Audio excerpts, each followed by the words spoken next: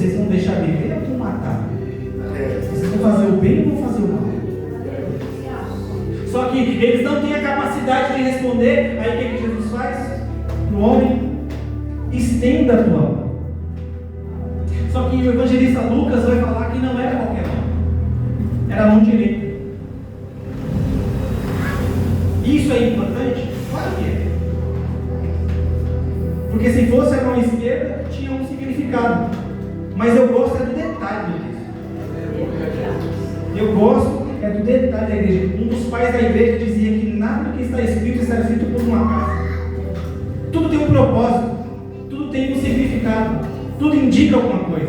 E Lucas capítulo 6, no verso número 6, vai falar que a mão que estava enferma, a mão ressequida, a mão atrofiada, era a mão direita. E por que isso é importante? Porque culturalmente falando, cerimonialmente falando, a mão direita era a mão da honra. A mão direita era a mão do convívio social. A mão direita dava o direito a este homem ou às pessoas de acessarem ambientes. Logo, se ele tem a mão direita atrofiada, se ele tem a mão direita enferma, isso servia para qualquer pessoa. Então estamos falando dele. Ele era proibido de acessar a mesa, por exemplo. Porque ele tinha a mão deformada, a mão direita, isso lhe impedia de acessar a mesa. Por quê? Porque culturalmente falando, a mão esquerda era uma das necessidades fisiológicas.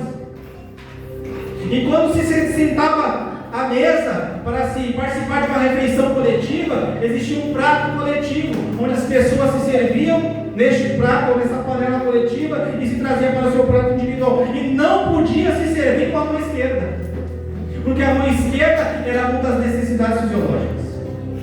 Logo, este homem estava impedido de se assentar à mesa.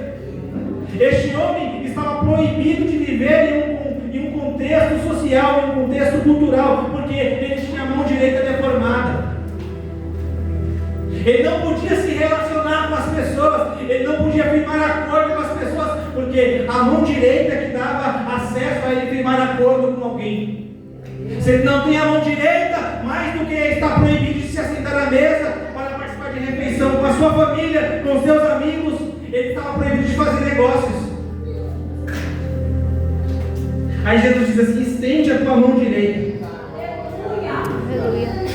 Isso é tão interessante que dentro do contexto ainda grego-romano, quando o indivíduo era pego roubando e era um pequeno delito, a mão direita era decepada. Porque ao decepar a mão direita, eles estavam dando um recado: agora você não tem mais direito a acessar a mesa. Você não tem mais o direito de trabalhar, porque para se trabalhar tinha que ter a mão direita, porque a mão esquerda era uma mão de desonra, enquanto a mão direita era a mão de honra.